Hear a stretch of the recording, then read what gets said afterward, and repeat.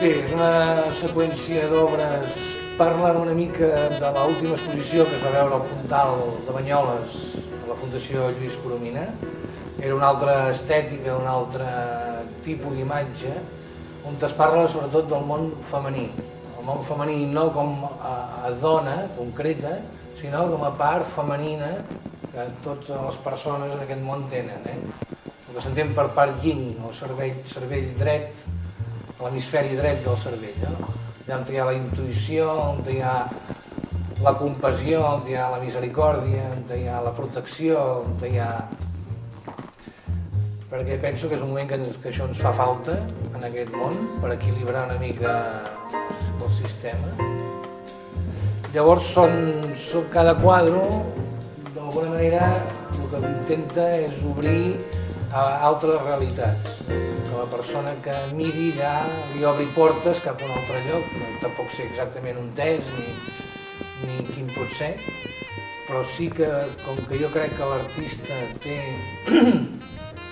La paraula és una mica heavy, però diríem que té una missió, és una cosa de vocació, és una cosa que inclús se li escapa al personatge mateix, no? I hi ha un punt aquí alquímic, de transmutació o d'intentar transmutar una realitat fixada que ens sembla sempre que és la que és, i en realitat jo penso que no és la que és, sinó que és la interpretació d'una cosa que en diguem és el que és, però en realitat deu ser un 0,0005% del que en realitat és. No? I els quadres el que intenten és obrir aquestes portes. N'hi ha que fan referència directament a la màgia, a l'alquímica, n'hi ha que estan més amagats. Després també hi ha una connexió amb el Renaixement, amb tot el respecte, en quant a això de la figura, la finestra i el paisatge, no? És un tema del Renaixement, una manera de conduir el tema que el Renaixement s'utilitzava. Bé, espero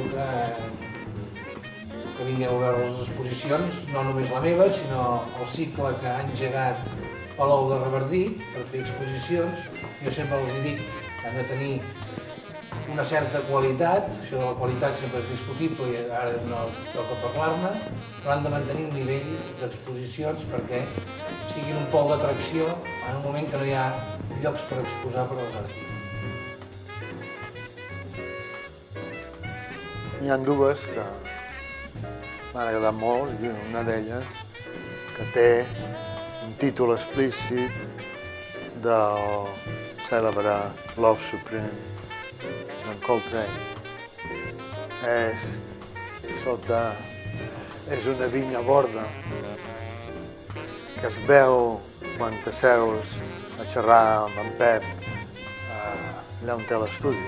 La veus emmarcant precisament el Montgrí, però ara emmarca una noia de trets orientals que fuma, un vici no gaire recomanable, però que escolta una música, potser esperant quelcom que arribarà d'un moment a l'altre.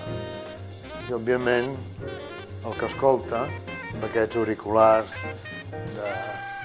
d'estructura moderna, ultramoderna, jo diria, el que escolta probablement és l'amor suprem d'en Coltrane.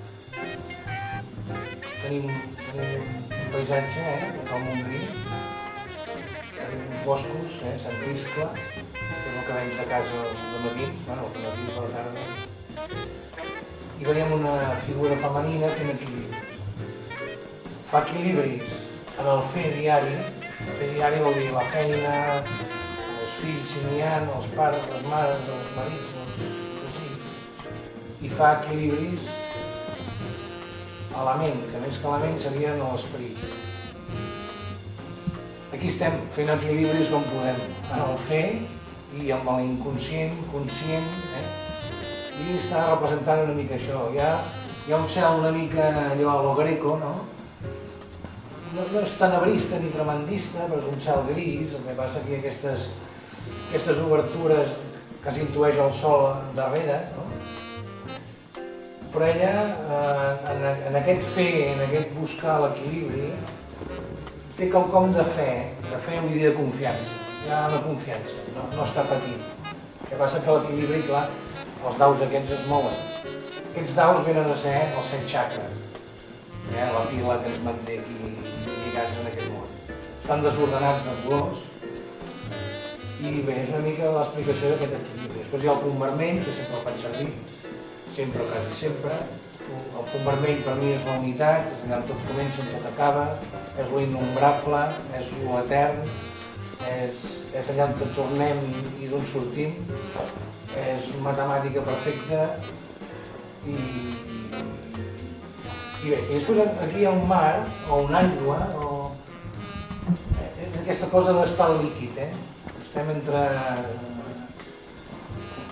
mons una mica ara mateix complicats de saber. D'aquí l'equilibri, en el fer i en la consciència, en l'esperit. I bé, és el quart. Love supreme, love supreme.